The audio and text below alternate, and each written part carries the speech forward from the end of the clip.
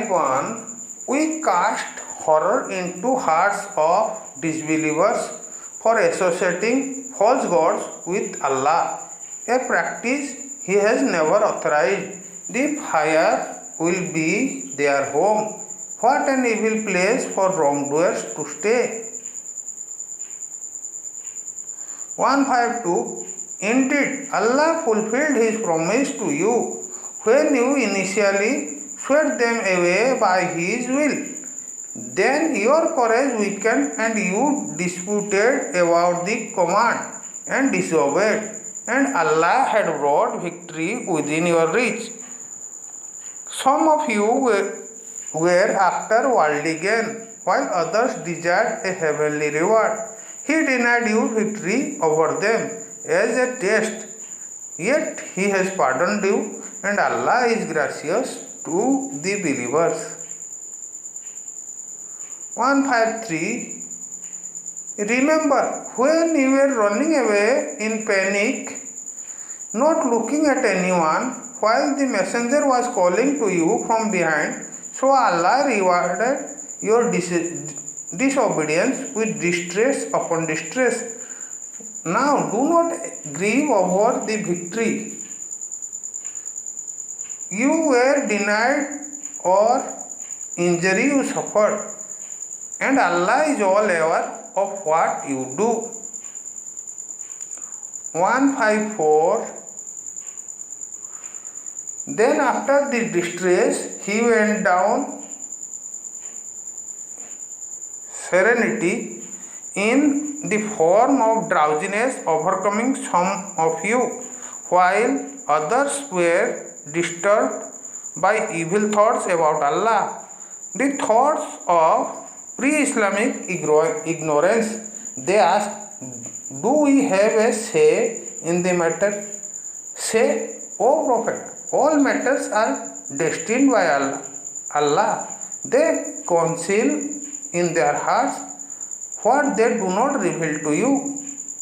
They say to themselves, if we had any say in the matter, none of us would have come to die here. Say, O Prophet, even if you remain in your homes, those among you who were destined to be killed would have made the same fate. Though this Allah tests what is within you and purifies what is in your hearts, and Allah knows best what is hidden in the heart. 155. Indeed, those believers who fled on the day when two armies met were made to sleep by Satan because of their misdeeds, but Allah pardoned them. Surely Allah is all forgiving, most forbearing. 156. O believers, do not be like unfaithful who say about their brothers who travel throughout the land to engage in battle, if they had stayed with us, they would not have died or been killed. Allah makes such a thinking a cause of agony in their hearts. It is Allah who gives life and possesses death, and Allah is all seeing of what you do. 157. Should you be martyred or die in the cause of Allah, then His forgiveness and mercy are better than whatever wealth those who stay behind accumulate. 158. Whether you die or are martyred, all of you will be gathered before Allah. 159. It is out of Allah's mercy that you, O Prophet, have been lenient with them. Had you been cruel or hard-hearted, they would have certainly abandoned you. So pardon them. Ask Allah's forgiveness for them, and consult them in conducting matters. Once you make a decision, put your trust in Allah. Surely Allah loves those who trust in Him. 160. If Allah helps you, no one can defeat you. But it is He denies you help. But if He denies you help, then who else can help you? So in Allah, let the believers put their trust. 161. It is not appropriate for a prophet to illegally withhold spoils of war, and whoever does so, it will be held against them on the day of judgment. Then every soul will be paid in full for what it has done, and none will be wronged. 162. And those who seek Allah's pleasure, like those who deserve Allah's wrath, hell is the home. What an evil destination. 163. They each have varying degrees in the sight of Allah, and Allah is all seeing of what they do.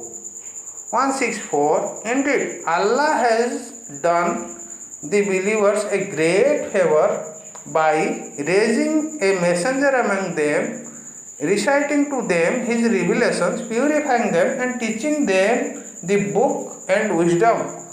For indeed, they had previously been clearly astray.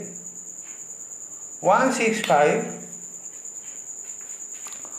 Why it is when you suffered casualties at Uhud, although you had made your enemy suffer twice as much at Badr, you protested, how could this be?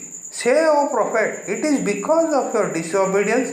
Surely Allah is most capable of everything. 166. So what you suffered on the day the two armies met was by Allah's will, so that He might distinguish between true believers. 167. And expose the hypocrites when it was said to them, come fight in the cause of Allah, or at least defend yourselves. They replied, if we had known there was fighting, we would definitely have gone with you.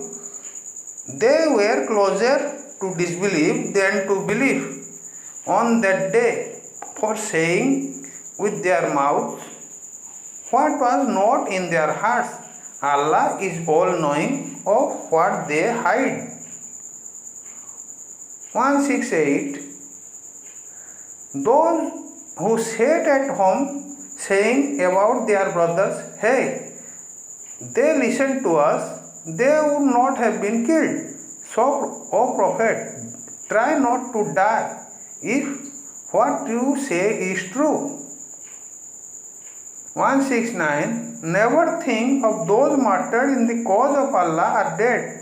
In fact, they are alive with their Lord, well provided for. 170. Rejoicing in Allah's bounties are being delighted for those yet to join them.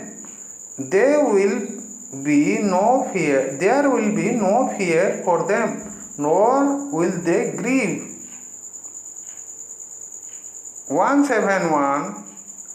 They are joyful for receiving Allah's grace and bounty, and that Allah does not deny the reward to believers. 172. As for those who respond to the call of Allah and His Messenger after their injury, those of them did good and were mindful of Allah will have a great reward.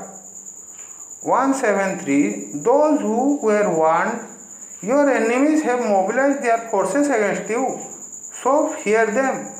The warning only made them grow stronger in faith, and they replied, Allah alone is sufficient as an aid for us. He is the best protector.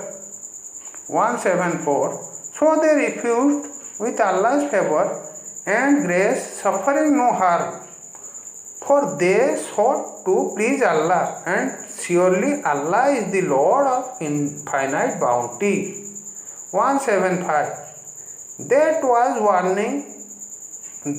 warning was only from Satan trying to prompt you to fear his followers. So do not fear them. Fear me if you are true believers.